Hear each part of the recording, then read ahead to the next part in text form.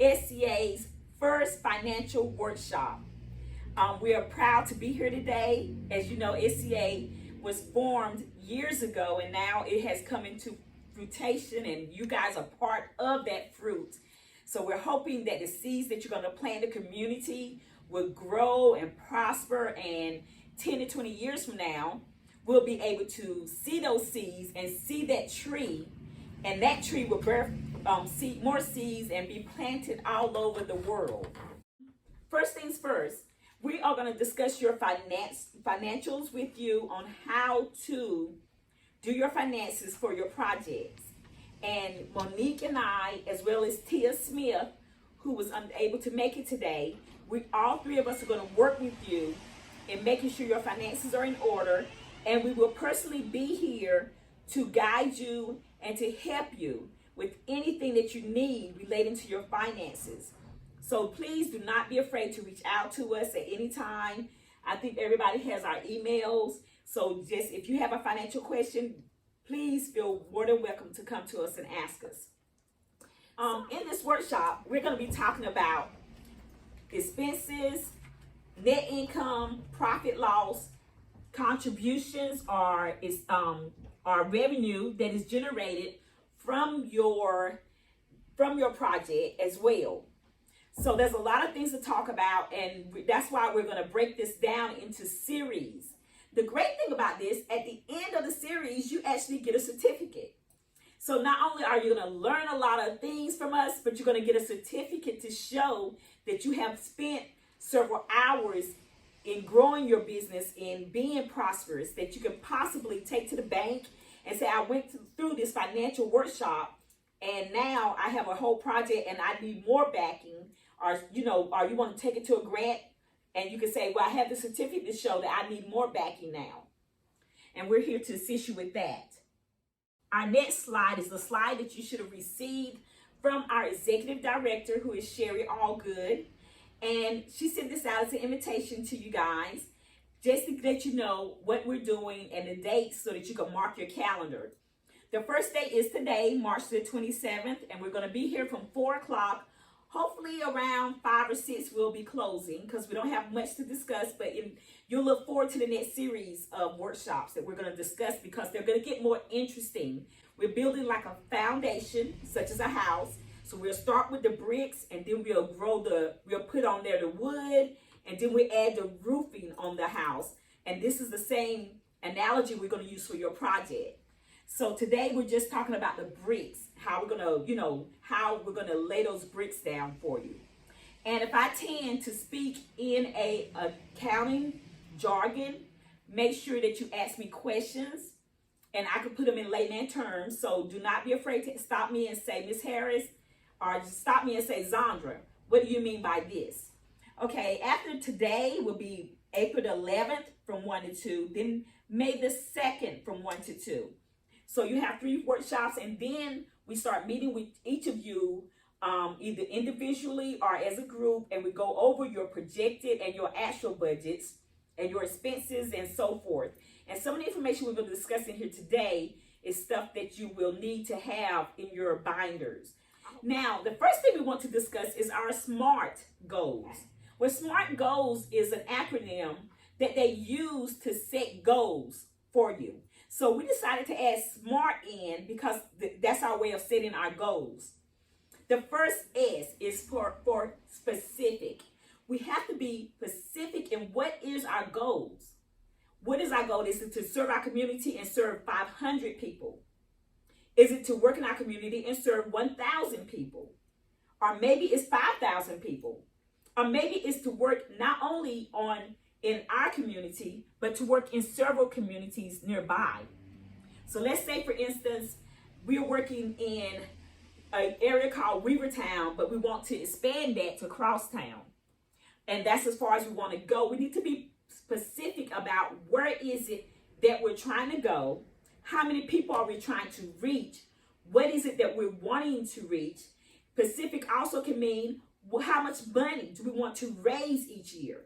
So we need to be specific about everything that we're doing so that we can try to reach those goals, because without goals, we're kind of lost.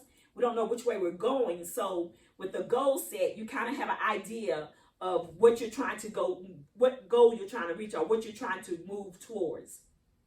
Measurable. Measurable means, how do I measure? What am I measuring myself against?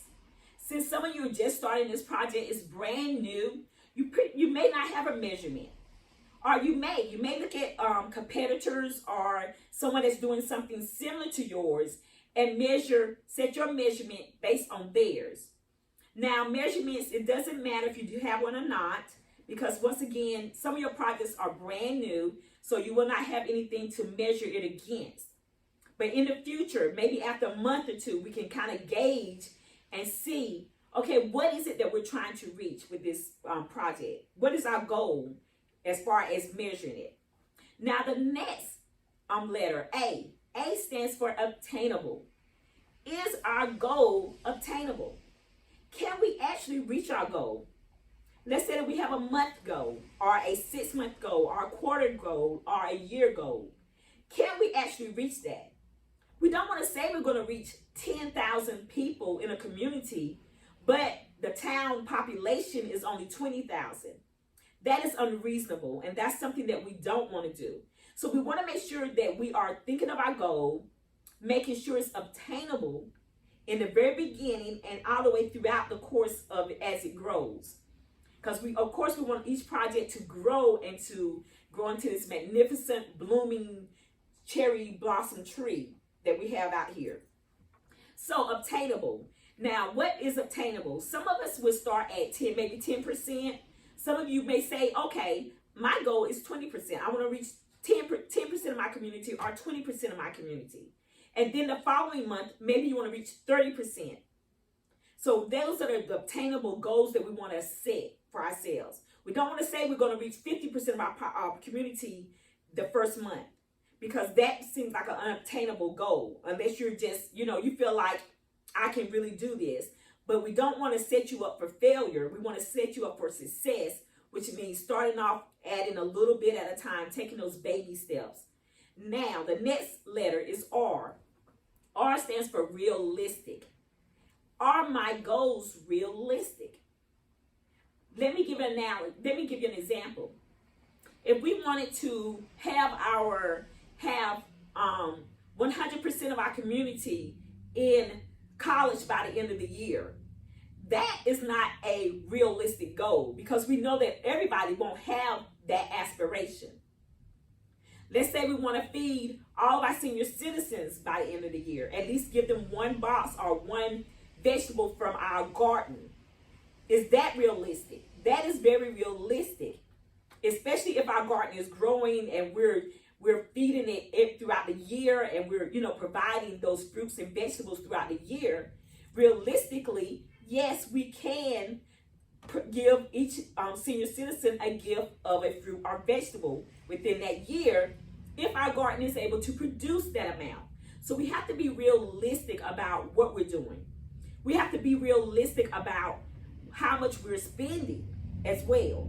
So spending is a big part of why you're here today, because we want to make sure that everybody's set up for success, and spending is a part of being successful.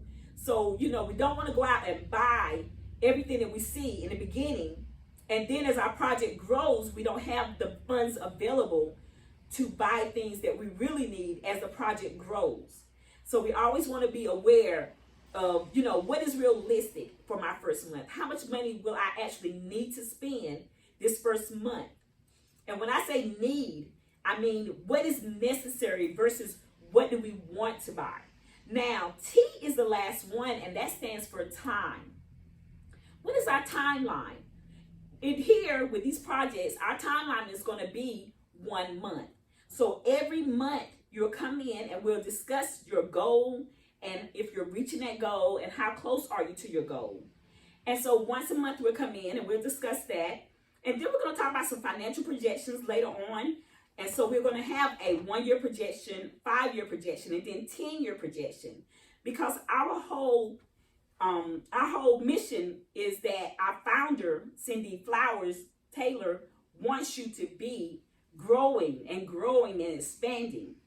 It's not for 1 year or 2 years. She wants you to be here for 15, 20 years from now. So that's our goal. And that's something that we think is specific. She's already doing that with you guys as partners. Is it measurable? Yes, we feel like it is measurable. We can say that we're going to give you some funds, and it's set at a specific amount, and we're going to measure and see how well you do within your community. Is our goals obtainable? Well, with you guys as our project partners, it is obtainable. I feel like each of you are able to succeed at reaching your goals. So I feel like it is obtainable. Realistic. I think your goals are realistic. We have gardens that we discuss, community projects, upliftment projects, mushrooms. So I think all of these goals that you have discussed are realistic. And time. Yes, we have discussed time.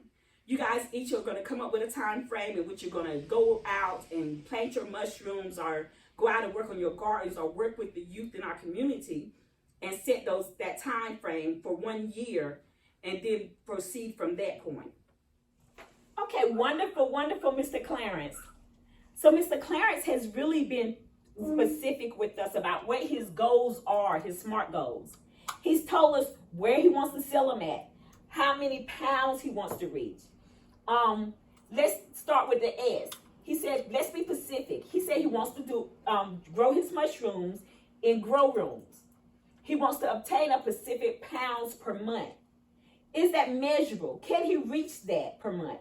And the next one is obtainable. He feels that he can obtain that goal of 2,000, 2,500 and then proceed on to 3,000 within the next 6 months. Is it realistic? I think so. Now, the time frame that Mr. Clarence gave for him and for T's project is 6 months. They plan to have 3,000 pounds per month. And that, for me, is very specific. So Mr. Clarence has definitely told us of his SMART goals.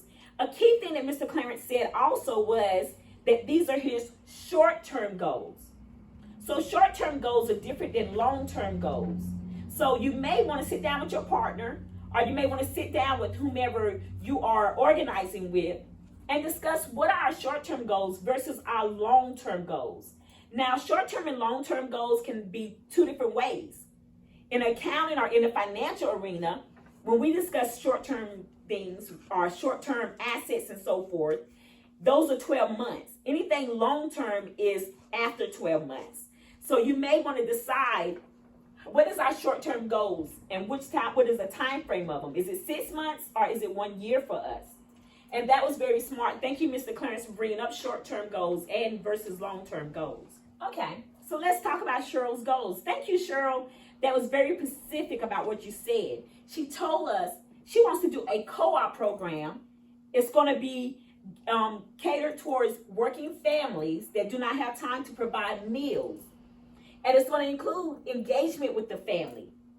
And she wants to work with actually 12 families. Now, Cheryl has told us that it's measurable. Is it obtainable? Yes, it is. She says she's going to start with 12 families. We know that Moore County is a large county with over 70,000 people. So I'm assuming about maybe 95% include more than one person in that household, which means that it is obtainable. She also said that in 6 months, she wants to gauge and then assess, does she need to increase it to more families? And I think that is an obtainable goal. She wants to really see, okay, and seek out information first before she takes the next step. And that makes perfect sense. Is her goal realistic? I think it's very realistic.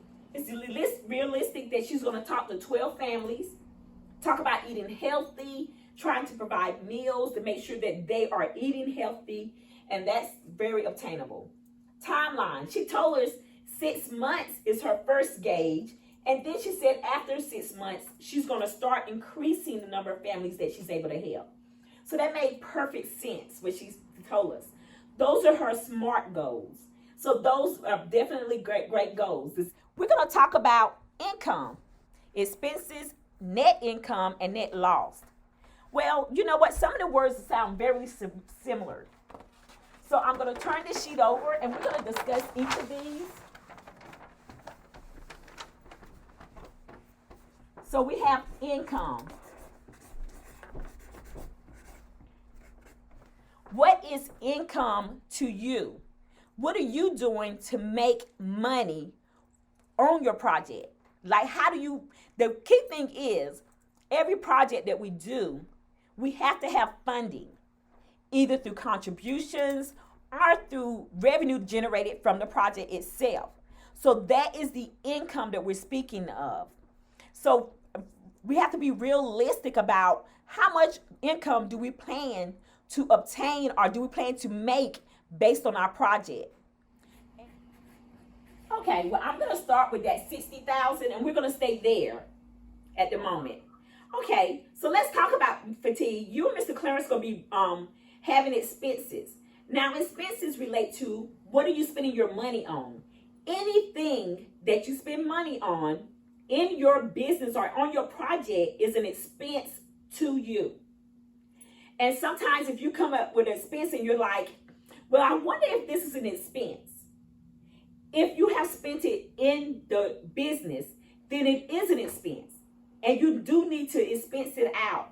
In other words, you need to write it down, make sure that you have something tangible to say that this was actually done, such as labor and so forth. So it has to be something that can be a monetary amount attached to it. Even your time can have a monetary attachment, such as, looking at other people that's doing mushroom farms. How much are they paying for their labor? How much time are they spending?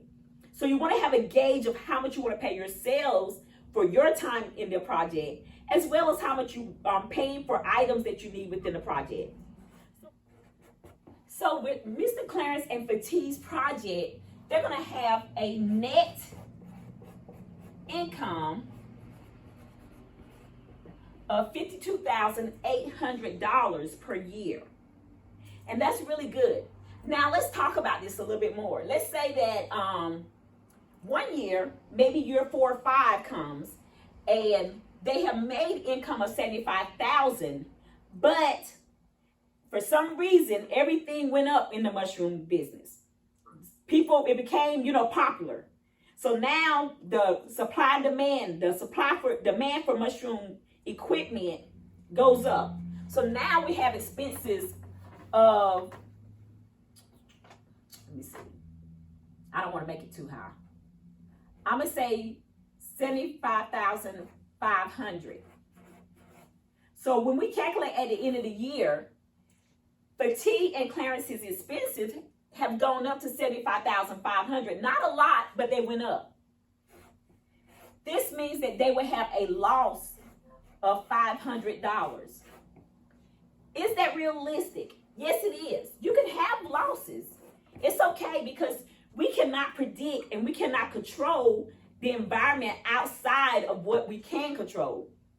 Like Mr. Clarence said, they can grow them in the containers, but they cannot control the supply and demand of the containers. So they may have to spend more money and then recoup that money the following year. I say this to say, do not overspend because you never know, and do not take the money that you do spend, just reinvest it. It's called retained earnings.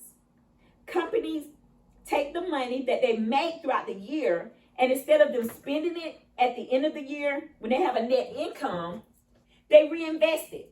So if Mr. Clarence and Mr. Fatih took the $52,800 and reinvested it into year number, this is year 2. So if they reinvested it, that $500 loss would not be so substantial.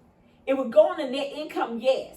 But because their retained earnings are still at a high number, they still have a lot of capital that they can use to buy things as they increase in price. So just be aware of that you do not have to go out and spend every dollar that you're making in your net income. That most companies use it to go into the retained earnings and use it over and over in years to come. Tia Smith has asked a important question. Her question says, if the partners are afraid of accounting worksheets, which you can be afraid of them, and that's okay, could we enter the numbers in the sheets for them? Of course we can. We're here as a financial group to help you. We're not here to make you fall. We want to make you successful. So that you grow and, bear this fruit and plant seeds everywhere else. So that's our goal. So our goal is here for you.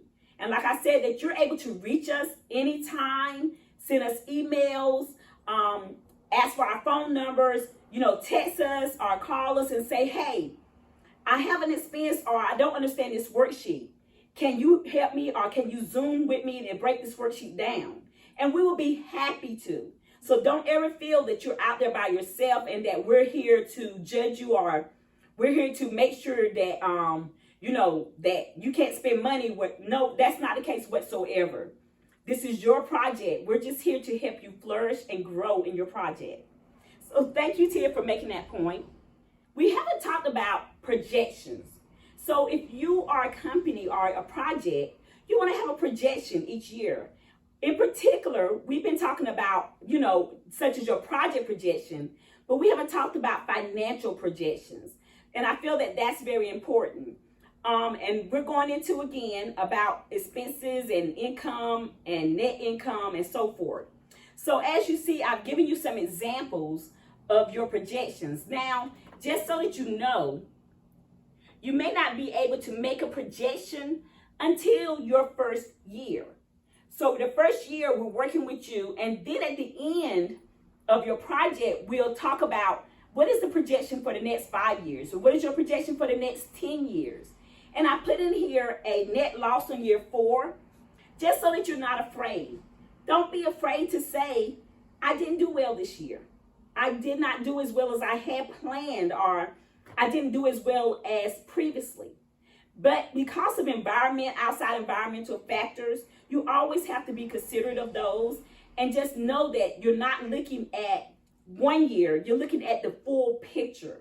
So never take a piece of the puzzle out and say, well, this means I failed. We're going to look at the whole puzzle, and that whole puzzle is going to equal success. And the reason I put that negative in, or that net loss in on year 4, was to show you that even though we had a $5,000 net loss, our net income for the 5 years was $48,000. So you're still able to grow your business and be successful, even if you have a year or two where you're not as bountiful or you don't make as much money as you would have anticipated. And that's when your projections come into play, and you also reanalyze it. Each year you're going to look back and say, hold on, we predicted this, but this changed that whole projection. Like today, we're living in COVID-19. Nobody predicted that 5 years ago. So every business that was here from 5 years ago, they're having to redo their projections because they didn't plan for COVID-19. So this is always something that you have to consider. Like, what if something happens? Well, what if we have, I'm trying to think about something. What if there's a bug that comes to hit North Carolina, and we hope that that doesn't happen, and they eat up all the fruit? So now Cheryl may have to reanalyze and say, hold on, I need to change my projections, because now I have to invest in how to protect my fruit and how to, what is out there that I may need that may cost $1,000 or $2,000 in the beginning, but then I will recoup the fruit and vegetables that I had planted originally. So don't be afraid to, don't be afraid of your losses. That's pretty much what I'm trying to say. This is a profit loss sheet, and you are going to get this. I know it's little. We're going to send you out the PowerPoint as well. And what a profit loss sheet is, it just tells us what have you made and what did you spend money on. And so it tells to us about, did you receive money through contributions? Did you receive money through grants? Or did you raise money through revenue? Which is what Clarence is planning to do with his mushroom, him and fatigue. So those will be profits for you, or income. Now your loss, your expenses are, what did you spend your money on? What did you have to buy? Did you have to buy new equipment? Did you have to buy old equipment? Did you have to pay for something, for an expense such as gas, mileage, tires?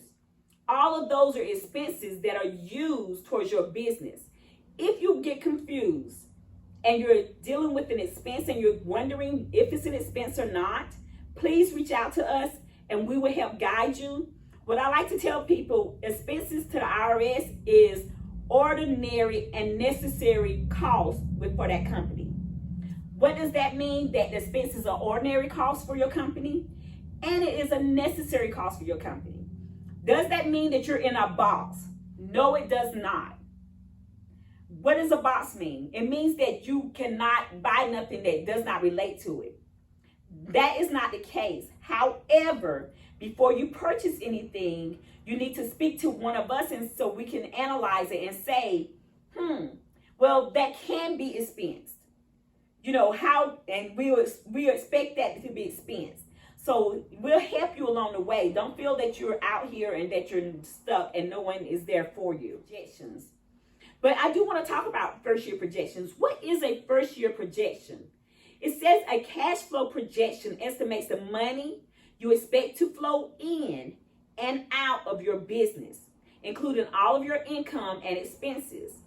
Typically, most businesses' cash flow projections cover a 12-month period.